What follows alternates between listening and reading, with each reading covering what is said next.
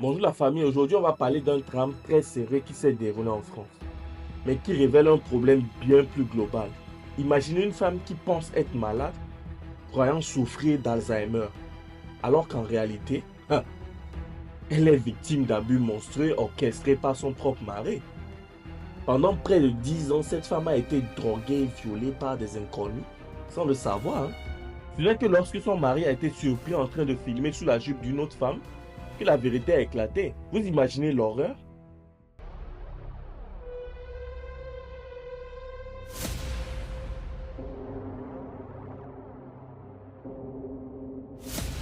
C'est un procès hors norme qui se déroule à la cour criminelle du Vaucluse. Au banc des accusés, 51 hommes accusés de viol aggravé sur cette mère de famille.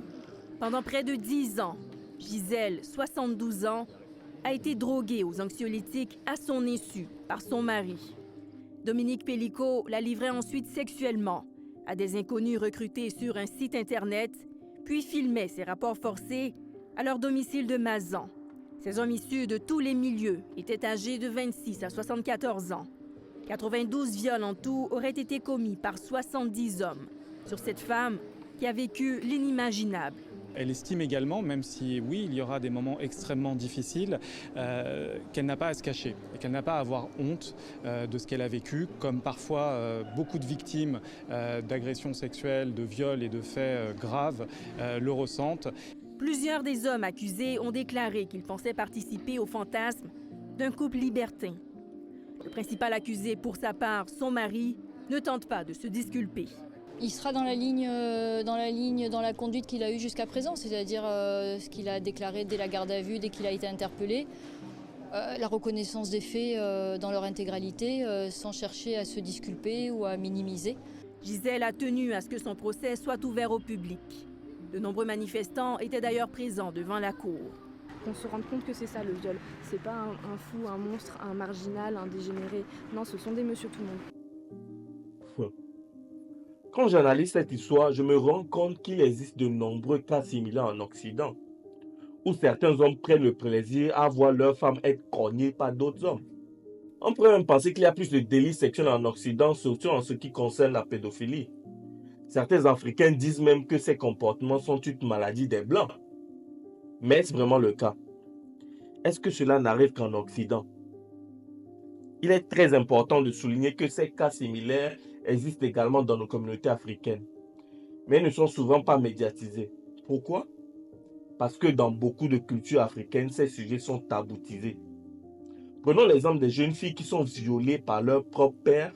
Souvent, même si la mère découvre cette abomination, elle va tenter de régler à l'amiable, rester en privé sans créer de scandale pour préserver l'honneur familial. Les récits glaçants d'abus sexuels sont courants au Cameroun, mais les victimes ont souvent peur de parler, peu d'entre elles osent témoigner. Quelques-unes acceptent de raconter leur calvaire. There were three of them in number, and another one raped me. And I even tried to cry, but they covered my mouth. I could not. I do everything possible. There was no one to help me. When I carried the son I was going, the man came and caught me and pressed me on the ground that if I shout, he's going to kill me. So he raped me. Le Cameroun a depuis longtemps un taux particulièrement élevé de violences sexuelles, l'un des plus élevés au monde. 20% des femmes camerounaises ont subi un viol, 15% ont échappé à ce type d'agression. La situation s'est dégradée depuis 2016 et le début du conflit dans l'Ouest, où des milices tentent de faire sécession. We've had reported instances where the military has committed rape and some of them have been sanctioned.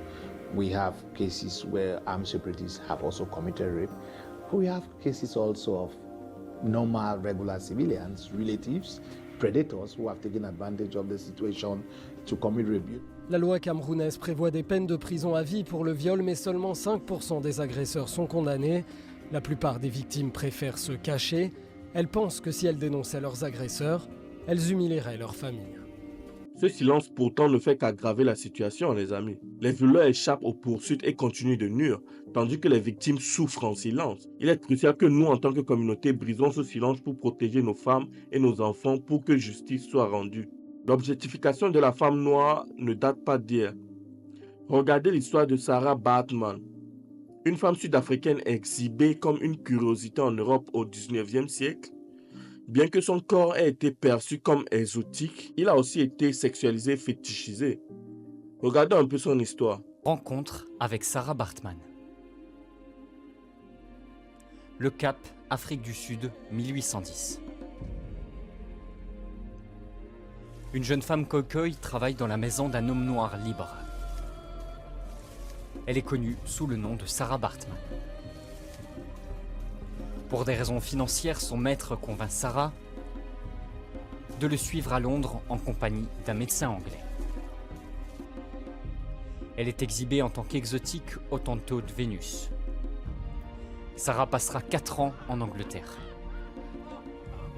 avant d'être vendue à un dresseur d'animaux à Paris. Elle est traitée comme un animal devenant victime du racisme scientifique. Sarah est aussi forcée à la prostitution.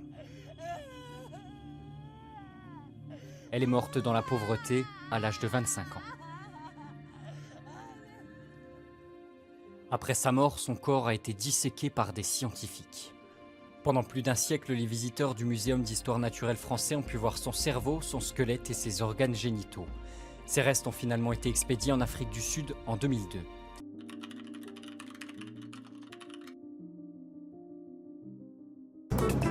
Rachel, la directrice d'agence matrimoniale, rejoint Pierre Piton au Cameroun pour organiser avec lui la première foire aux célibataires d'Afrique. Où sont les femmes? Où sont les femmes surtout? Le but déjà, c'est vous faire correspondre avec des blanches là-bas étudiants comme vous. Tous les deux espèrent surtout se constituer un fichier de femmes camerounaises à présenter à leurs célibataires français. La plupart de mes clients ont entre 40 et 63 ans. Donc j'espère trouver entre 25 ans et 55 ans. 50 ans même. Chaque client a des exigences très très particulières, donc il faut que je prenne beaucoup de temps pour rencontrer les filles, bien discuter, voir un petit peu leur motivation, ce qu'elles veulent, et voir si ça peut correspondre, un peu convenir à mes clients. Le Cameroun, un pays de 20 millions d'habitants. Plus de la moitié des Camerounais ont moins de 25 ans. De quoi motiver Pierre Piton. Sa grande soirée célibataire a lieu le lendemain, alors il prospecte de bon matin au marché de la ville de Douala. Venez à la soirée célibataire demain à 17h. C'est qu'on va faire. Moi, vous allez me donner votre adresse. Pendant notre soirée célibataire qu'on organise en France, je vais vous proposer vos coordonnées et votre photo blanc. Et tu veux un blanc? Pourquoi un blanc? Pourquoi un blanc? Parce que les blancs regardent bien les femmes. Ici au Cameroun, les hommes prennent les femmes seulement. Sébastien est venu en vacances au Cameroun. Il n'en est jamais reparti car il a rencontré Cathy, avec qui il vient d'avoir un enfant. Et selon lui, les Français ont tout à gagner à fonder un couple avec une Africaine. Une femme africaine chouchoute vraiment normalement son mari. Je pense qu'en Europe, on a un peu oublié ce principe-là. C'est très agréable, et n'importe quel homme dira, c'est très très agréable. Nos hommes camerounais ne font pas beaucoup de choses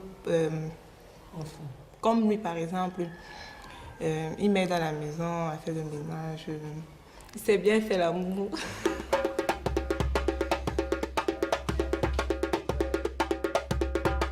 Aujourd'hui encore, de nombreux hommes européens se rendent en Afrique avec l'idée de trouver une femme africaine présumément plus soumise que l'européenne, parfois dans le but de l'emmener en Europe. Pour beaucoup de ces femmes africaines, cette perspective peut sembler un rêve, une opportunité de changer leur vie. Mais attention, ce rêve peut vite se transformer en cauchemar. Certains de ces hommes vous emmènent en Europe pour après vous vendre comme esclaves sexuels. Il y a aussi le piège du travail qui fonctionne très bien. Angie se souvient encore des belles promesses qu'on lui a faites.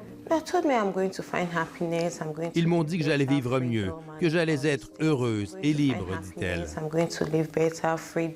Torturée, forcée de se prostituer pendant 5 mois en Libye, Angie a finalement réussi à s'enfuir. Bref, ils viennent en Afrique vendre le rêve européen à nos femmes pour en fin de compte les vendre ou retenir comme esclaves sexuels.